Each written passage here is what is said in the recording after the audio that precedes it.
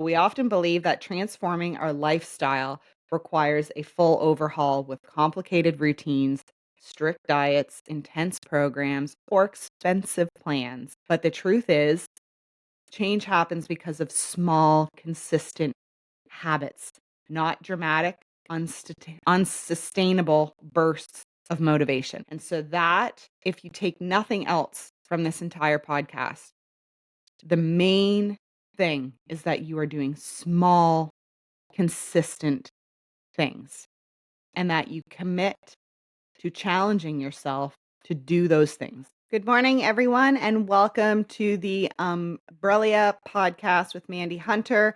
I am Mandy, and this morning we are talking about 5 small habit shifts that can change your entire lifestyle. These are just 5 little things that either myself have used or clients or students have used over the years, and it's just something to get the ball rolling, something to get the wheels turning. So we'll get started with that in a minute. Just want to have a quick chat about the setup today for those of you who are watching. The video is going to be a little bit grainy and a little bit glitchy, trying to get the wheels turning on having the video accompanying the audio. And my son decided a few months ago that he was going to take all of my equipment that I had, and now I can't find my camera. So it's a little grainy because we're using the laptop's camera. So we'll roll with that for today. This is his beautiful mic that I stole from him, and it's got the Christmas lights going. Might be a little distracting, but I don't know how to turn them off. So we're gonna roll with that. Last week in the podcast, I tried to write an intro because I go off on conversations and topics, and I don't really always know how to reel it back in when I'm doing an introduction. And it just felt too blah for me last week to do a written introduction. So I'm going to stick with just letting it flow. Whatever. We're having coffee. I'm talking to you across the table. That's how I want it to feel. So, again, I may not always get it perfect. It may kind of just veer off into some other direction for a few minutes. And you know what? Just that's who I am. I apologize. So we're going to roll with that. So, anyhow, I do hope that I will be able to find my good camera for next week. And that will be better for those of you who are watching. But if you're listening, this mic that I'm using is great. It's very clear. So we've got that going for us. I have my coffee, so we're just having coffee together. I've been drinking protein coffee. It's like a latte kind of. I use a shaker bottle, so I pour my coffee and then I use it's a pure paleo protein, beef protein that I have to use, and I just add a little almond milk and shake that up in a shaker vigorously, and then it gives me this like frothy, kind of like a latte. Um, so that's my go-to in the mornings. It evens out my caffeine, so I'm not as jittery and um, overly energized for these podcasts. So you're welcome. Anyway, something to try. If you want more details, I can link those somewhere and you can check that out. So without further ado, let's move on to the 5 small habit shifts that can change your entire lifestyle. And you can start this today. So I had made this blog post last week. I had done some social media posts just to put out a call to action for those of you who are looking for something to get you going. So we're going to talk about this today. And of course, as always, I'll go into a little bit more depth into each category to talk about, you know, of course, I put in some references for medical journals and papers that have been written for those of you who need that scientific proof and validation. And I will also just kind of elaborate on other things that you can be doing or how this list of 5 things can lead into more success in your journey if you're trying to change your eating or your fitness routine or whatever it is. So we'll dive into that. So we'll start with the blog. So we often believe that transforming our lifestyle requires a full overhaul with complicated routines, strict diets, intense programs, or expensive plans.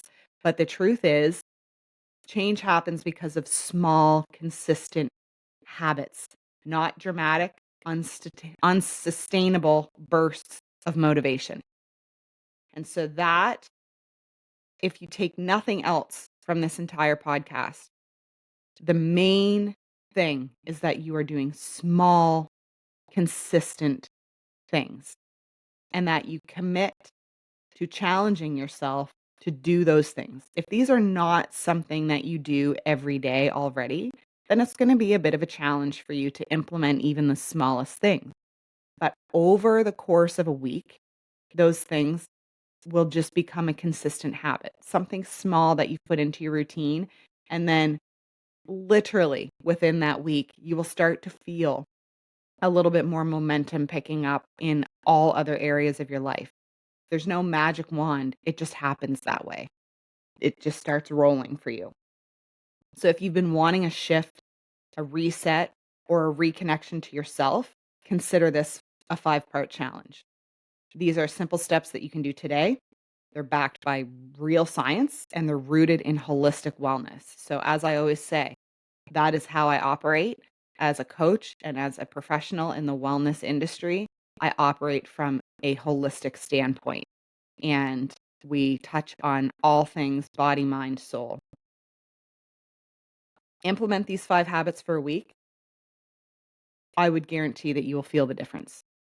So, just small things. So, we're going to start with number 1, which is creating a next morning routine. I am someone who thrives off of a list, and that is true for most people. So, before you go to bed tonight, write down 5 small things that you will do tomorrow morning. So maybe it's something that you wish you could start doing. Like you've been just talking about it and thinking about it. I'm going to pack these lunches before I go to bed. I'm going to do the dishes so that when I get up in the morning, I have that mental clarity. I'm going to get up at 6 o'clock, get showered, get dressed so I'm ready for my day. I'm going to wake up and stretch for 2 minutes. So these are the things, these are some of the examples. Stand up and get directly out of bed or sit on the edge of your bed and stretch your body out for 2 minutes. It's 2 minutes of your life. Get up 2 minutes earlier.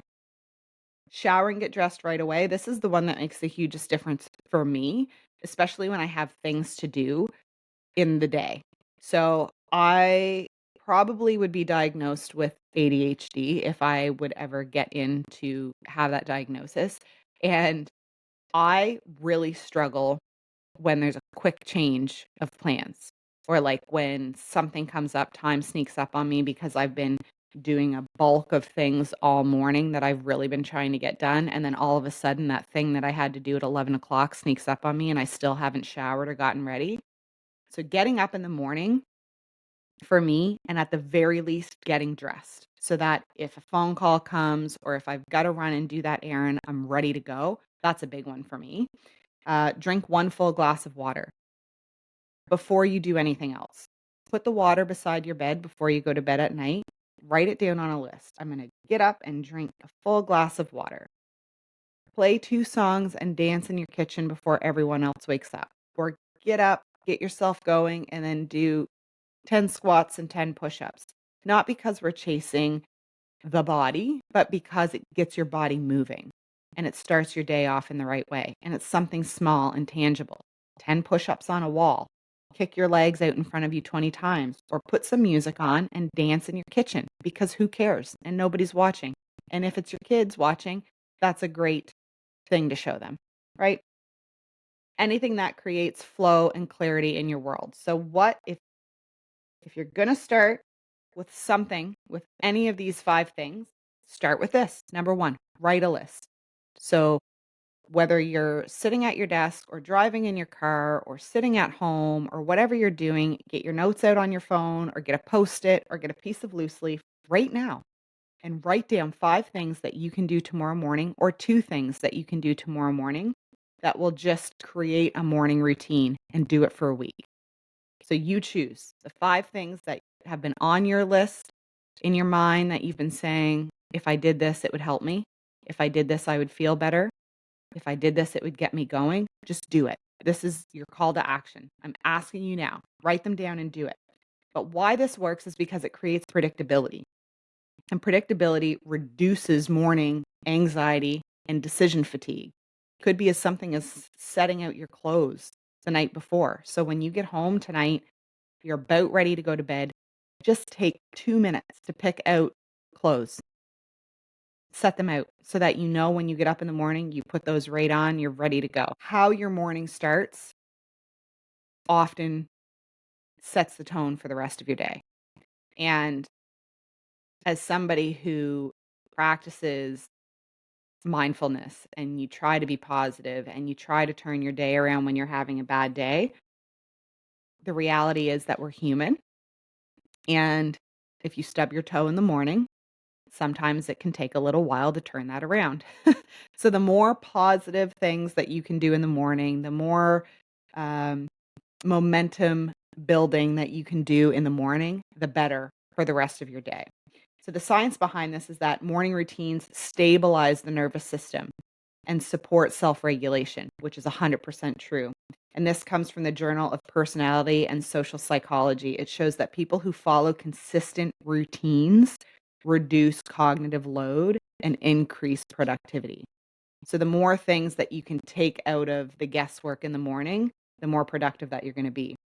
Another study that I found from Frontiers in Psychology show that even small structured habits improve emotional well-being and self-efficacy.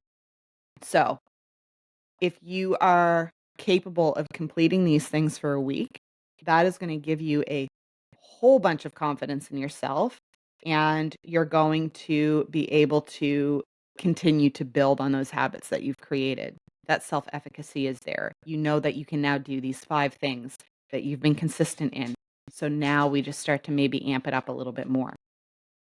Your brain loves clarity, and you will perform better when the next step is already chosen and thought out and planned. So, number 1, write down 5 things to do tomorrow morning and then do those 5 things. Number 2, plan your nutrition with intention. Fuel is everything, especially for balancing hormones, your stress, your metabolism. And so many times I do it myself. I have 3 kids. I'm running out the door trying to get to wherever I'm going because in this world we are always in a rush. And it has become a foundation for me to prepare my food, to bring something with me, make sure that I know ahead of time, okay, I'm going here, so I'm going to order there. And for me specifically, I know at the beginning of this, I said that it's not about rigid diets or routines or, you know, what you can't eat. For me, I have to do what's called an autoimmune protocol every so often because I go into a flare up, which I'm coming out of right now. So, right now, I am on my AIP autoimmune protocol. And for those of you who are familiar, essentially, it's just a whole food plan, but it's very strict because I deal with autoimmunity. So, when I leave the house, it's not just like, a matter of I'm choosing a wrap over a hamburger. It's a matter of there are only very specific ingredients that I can eat or not have because of my health. So eventually, I'll be able to get back into just being more mindful about what I'm eating without being so specific. But for me, planning my nutrition with intention is directly for my health. This is not so that I can look a certain way. This is so that I can function and get up out of bed and do more than just sit. So, knowing your body, learning your body over time, this is the beginning stages. You're eating with intention. You're learning, what foods make you feel good and what foods make you feel not so good. And then you just continue to build on that. So, for tomorrow, start eating with intention, or even today for supper tonight. Write this down. Pick 3 of your preferred proteins, okay, depending on what your personal choices are. If you're vegan, vegetarian, if you're eating meat, not eating meat, if you're just eating fish, whatever the case may be, you know what proteins are your favorite. So write down 3 of them. Maybe it's chicken, tofu, eggs, beef, plain Greek yogurt, beans, black beans, whatever it is, write down your source of protein, 3 of them. Then 3 veggies, your 3 favorite veggies. For me, that's asparagus, broccoli, carrots, for sure. Um, 3 fruits and berries. So it can be a mixture. You can do blueberries, strawberries, apples, maybe a banana, raspberries, blackberries, whatever. Maybe it's 3 different berries. Write down 3 of them. 2 starchy carbs, quinoa, oats, sweet potatoes, squash, pick 2 of them, and 2 fats, healthy fats. So avocado, pumpkin seeds, nut butters, extra virgin olive oil. Take that list that you've written and incorporate those foods into your day tomorrow or your meals today if you're able to make that happen. So you can do that for lunch, you can do that for supper, you can do it for all of your meals tomorrow, incorporate those foods, and then try to be mindful of everything else that you're eating. If you think like, okay, I would really like a small bag of chips, and 90% of your day has been filled with the foods that we just listed, that's okay. If those chips don't make you feel terrible, or for me, if I ate a bag of chips, even a small bag, that's going to send me back into a flare up. So I know I can't have those right now. You know your body best. So we start here. We start with a foundation. You focus on just including these foods every day for a week, and then see how you feel at the end of the week and what you've learned from doing that. These choices are so simple, but they give your body the essential building blocks for blood sugar stability, for energy, to recover, and for your hormonal health, which is a whole other ballgame that we'll get into. Women's hormonal health is something that I'm studying right now and doing a course in, more specifically with perimenopause, menopause, and postmenopause. And it's a game changer. I see lots of people on social media right now who are like, oh, blame it on your hormones. And until you're in it, and until you're somebody who's struggling, until you're a woman who's struggling with the hormonal changes, you can't possibly understand. And so if you're a woman out there and you are seeing these comments and posts online and you feel like you're crazy or you're making it up in your head or you think you're just being lazy, you're not. I've got all those goodies coming. We're going to talk about it so that you can understand.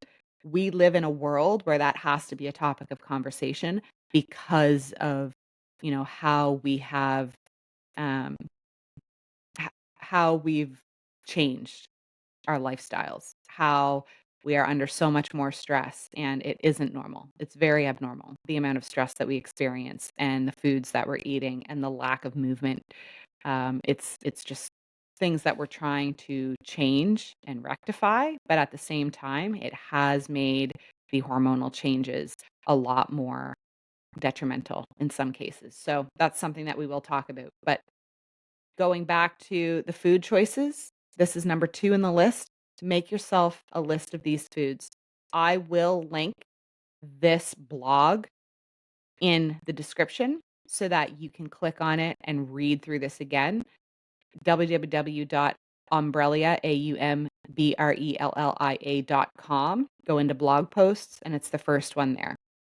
You can also find this list on social media. So if you go to Instagram or Facebook, you will see that these 5 things have been posted. So 3 preferred proteins, 3 veggies, 3 fruits and berries, 2 starchy carbs, and 2 healthy fats. Incorporate them into your day. Start there, do it for a week.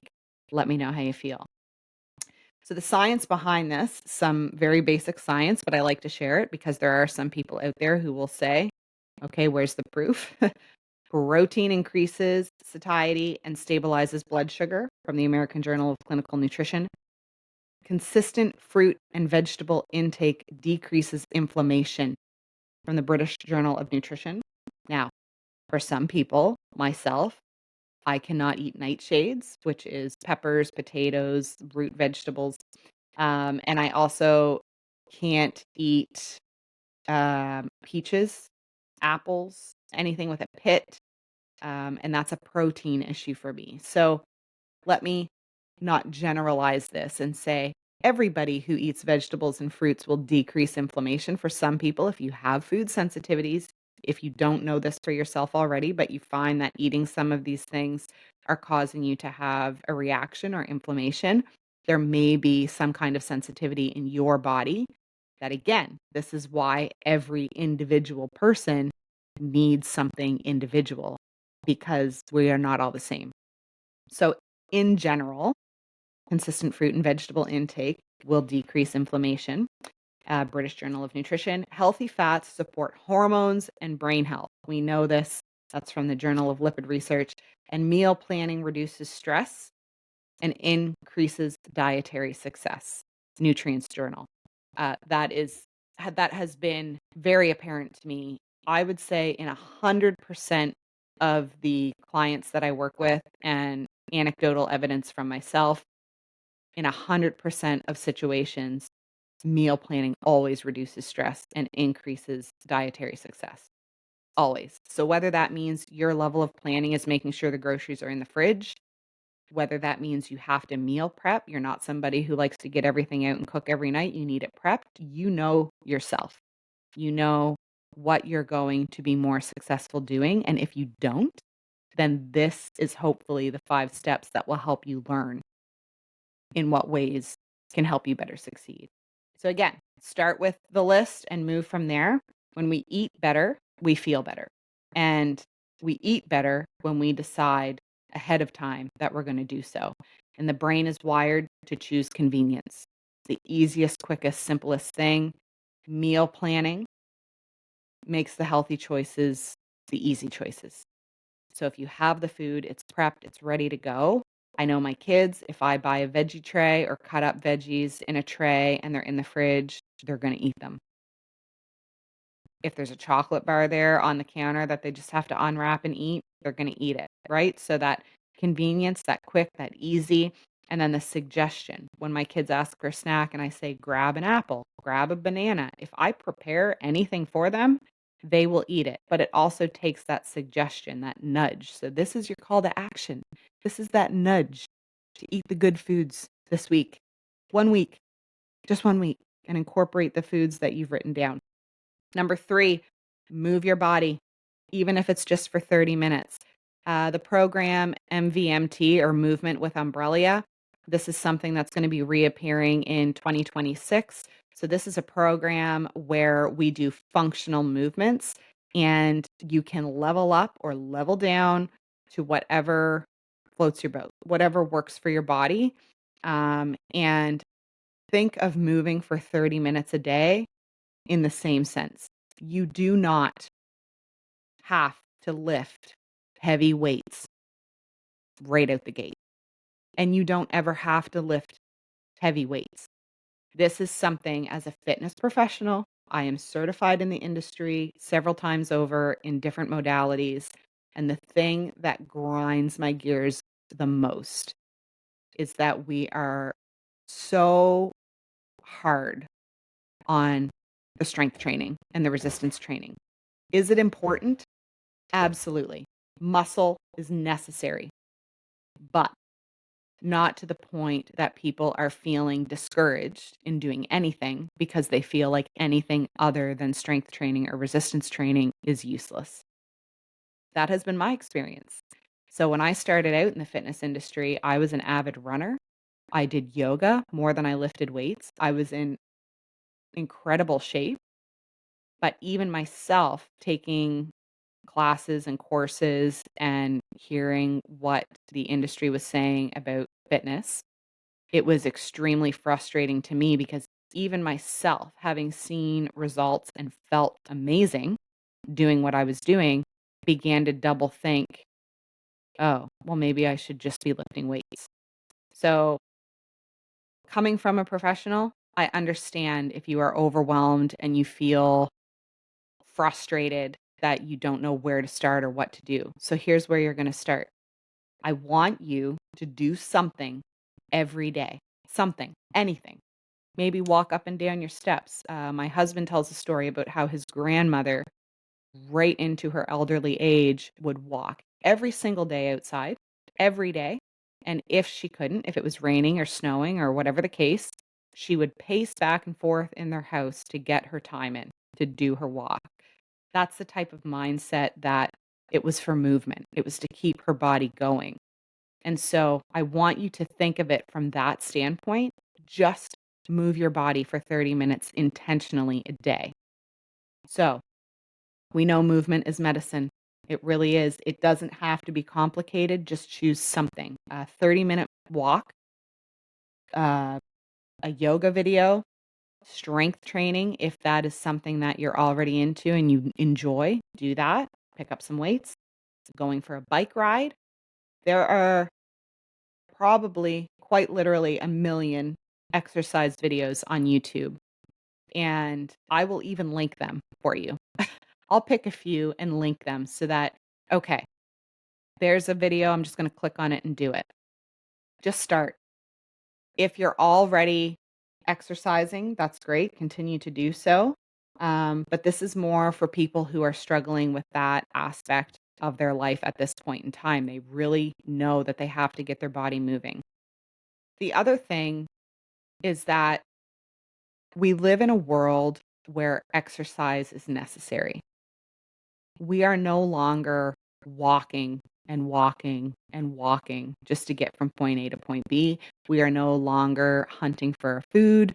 We are no longer climbing in trees or living in huts or manual labor over and over again, walking miles and miles just to get water. Like that's what our bodies can do, but we don't even come close to doing that anymore. So if you are somebody who is quite sedentary and you're sitting often, any form of movement is good. So it is necessary. I will say that as a wellness professional and a fitness professional, we live in a world where it has to be something mindful that we incorporate into our lives because we are doing unnatural things with our body, sitting for hours and hours and not getting the type of resistance that our muscles do need, that type of challenge that our body needs. So we have to be intentional and mindful about it. Moderate movement increases serotonin, it boosts mood, it stabilizes your appetite, it improves metabolic health. These are studies from the American Heart Association and Harvard Medical School, and it shows that even 15 minutes of movement twice a day reduces all-cause mortality. That's pretty significant.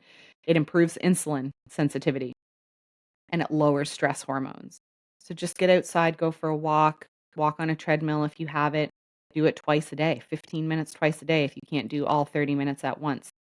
And the anecdotal evidence based on my own experience and my students and clients, 100% feel better and become holistically healthier from intentional movement and exercise. We all know this. We just have to do it. So your body doesn't need punishment. I'm not asking you to go out and do a Tabata or a hit or something over the top. It just needs circulation. It just needs to breathe, some consistency, some kind of movement every day. So I want you to pick something wherever you've been writing stuff down so far or keeping it in your brain or writing it in your notes. Write down something that you are going to do every day for a week, every day, and do it. So that's your challenge. Number 3. Number 4 is to relax and regulate your nervous system. I have been teaching breath work now for 9 years, and it is life-changing. Uh, 90% of people don't know how to breathe. We just don't take full breaths. We have the most shallow breath. We are constantly in a fight or flight, it seems, and we're rushing from point A to point B, and we've got to get this done, and the kids got to get there, and I have all this laundry to do. And like it's just one thing after the other that we're not even really just sitting and focusing on that breath, like literally the element of life that keeps us alive. So I have a challenge for you to do once a day. Maybe it's when you have heard mom or dad 150 million times and it's only 10 a.m. Maybe it's because another bill has arrived and you don't know how you're going to pay it.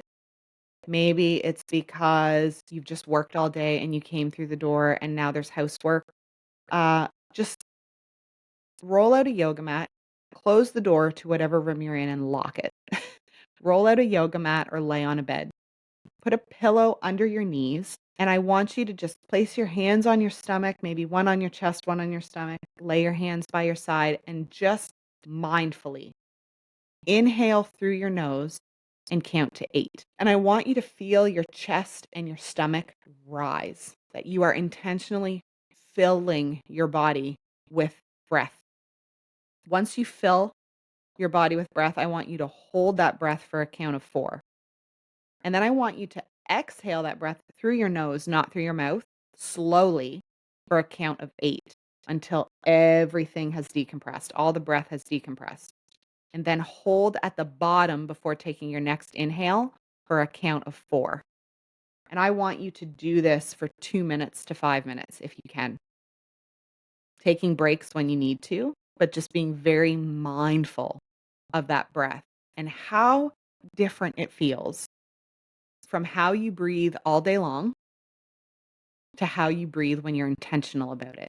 You can do this in your vehicle. If you're driving, you can certainly take a deep breath for 8 seconds, hold for 4, exhale for 8, hold at the bottom for 4, and do it again. And just start to feel your body soften. Or if you're in that fight or flight reaction response, it just starts to soften.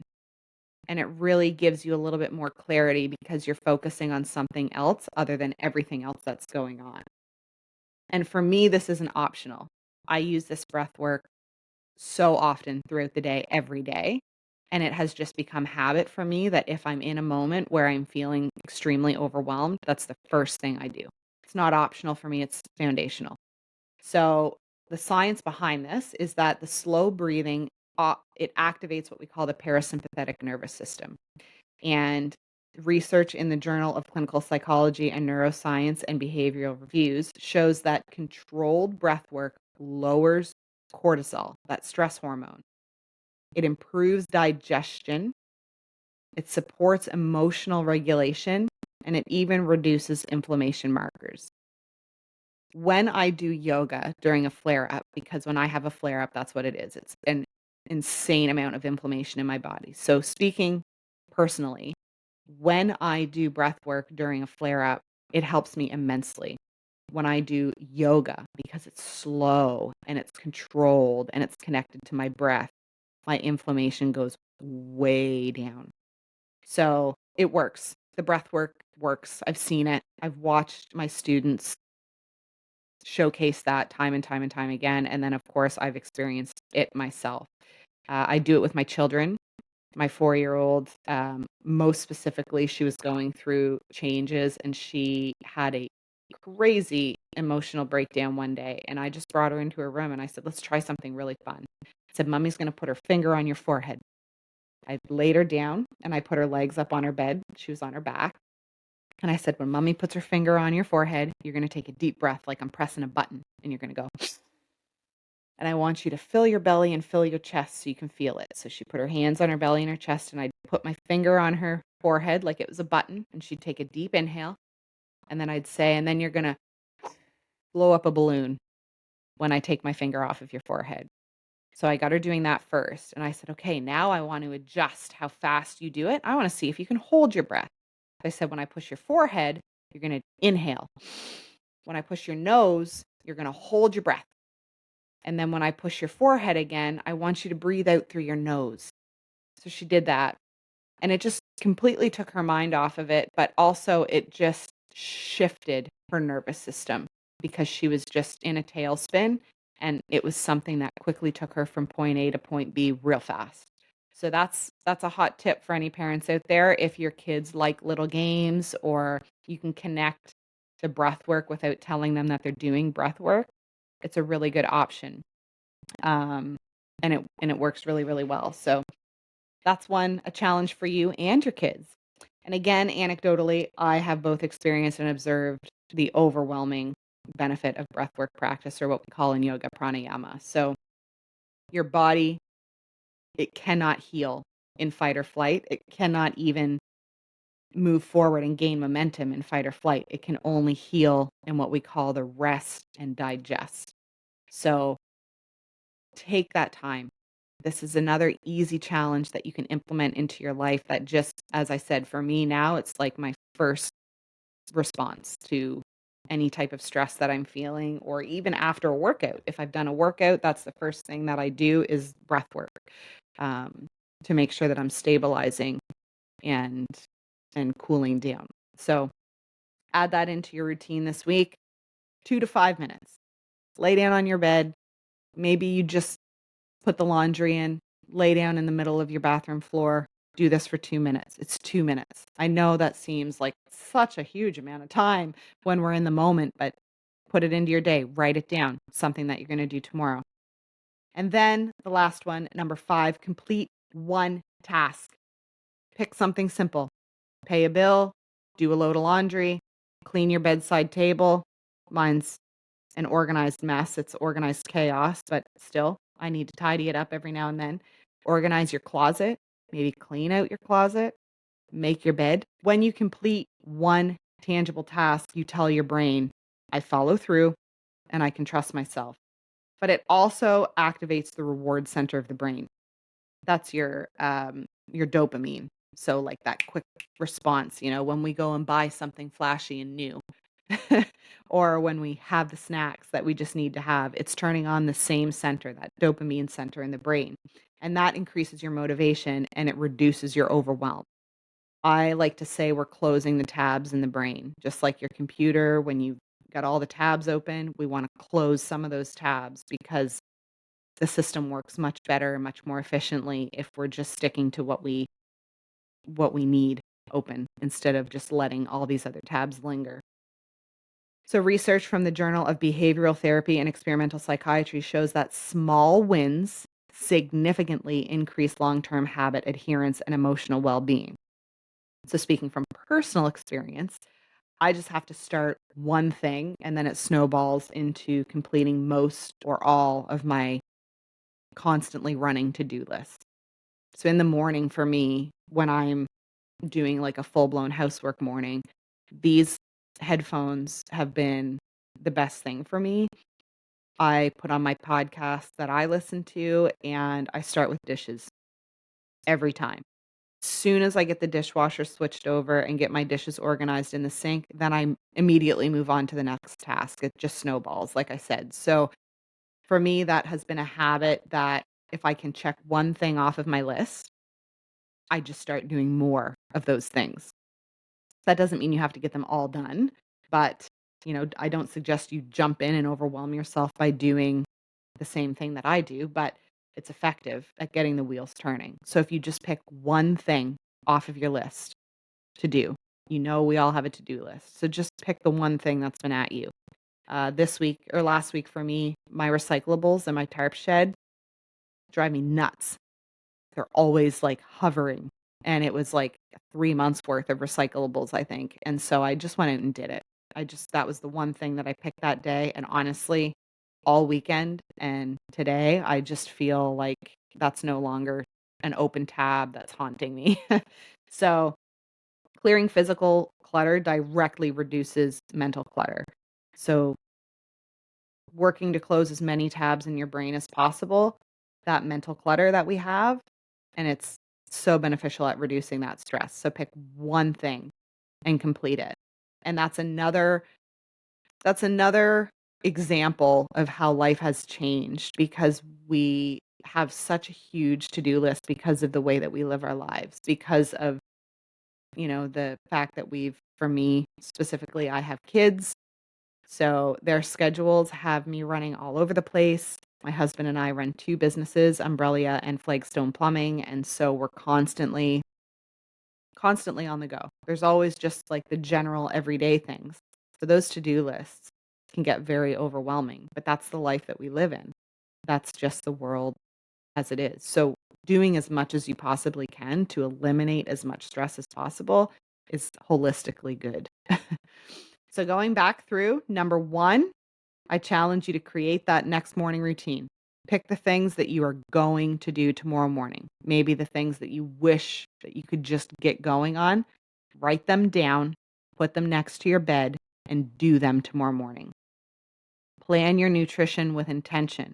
So you're going to make a list: 3 of your preferred proteins, 3 of your preferred veggies, 3 fruits and berries, 2 starchy carbs, and 2 healthy fats. And you are going to implement those foods into your day for a week. Just start there. Then move your body 30 minutes a day or 2 15-minute intervals a day. Choose something. I'll link a couple videos that I would suggest below and do them for 1 week every day. Choose something. Relax and regulate your nervous system. You're going to breathe intentionally for 2 to 5 minutes. Just, it's simple. It really, really is. And you will get so much benefit from that. And number 5, complete one task. So on that list that you've been writing today, write down one task that has been haunting you and do it. Maybe it's putting up your Christmas decoration. Maybe it's making a Christmas list. Maybe it's cleaning out your fridge so you can prepare for all those new foods that you're going to put in there. One thing. And why these 5 habits work is because they address the whole person. We're talking about your mind. So it's giving you clarity, structure, and task completion. We're talking about your body, nutrition, movement, hydration. Maybe you wake up tomorrow morning and you have a glass of water before you do anything else. Your nervous system that we forget about constantly, the breath, the grounding, slowing down, and just being for a minute without having anything to do. Lifestyle, creating a routine. This is creating a routine. It creates predictability. It creates a flow in your life. So once you do these 5 things every day for a week, you've now also proven to yourself that you have the time, you have space to implement more of the same moving forward. And change does not happen from intensity. So do not take this as like an intense challenge where you've got to work out an hour a day and make sure you're burning this many calories and follow this macro plan and do this and do that. It doesn't happen from intensity. Change happens from integration. So we're integrating these things into your life, and then we'll move and build with that momentum. These 5 habits are so small that they're almost impossible to fail at, and that's exactly why they work. So don't think crazy, big, intense. Build upon a changing lifestyle. Just give it 1 week and report back. You can go to the socials, you can send me an email, you can comment here on this podcast. Just give it a week. So what I want you to do, if you're going to try one or all of these things, I want you to comment begin down in the comment section and add these additions to your lifestyle. And don't forget to take it easy on yourself. You are a human being. So there might be moments where you feel like it's impossible. Don't beat yourself up, just one foot in front of the other. Maybe you're only doing 10 minutes of movement this week, and maybe next week then you add on to 30 minutes. But whatever it is, commit to these 5 things or even 1 or 2 of these 5 things to get the wheels turning. There's no time like the present. I know many, many, many, many people want to just wait until next Monday or wait until next month or wait until after Christmas. Well, then New Year's comes around, but then there's Valentine's Day, and then there's a birthday party, and then there's that big summer party that goes from May until September. So we have to be intentional about implementing these things into our life now and then being consistent with them through all of the other life celebrations. Again, that doesn't mean restricting yourself or changing things so much that you can't live a life. That's not the point. This is just about implementing the things that we need in order to be well. So I invite you to do that. That's all I have for today. So if you have any other questions, comments, concerns, drop those in the comments below as well. As I said, I will link a couple videos that you can do for movement, and I will also link this blog post so that you can refer to the written directions if you need it.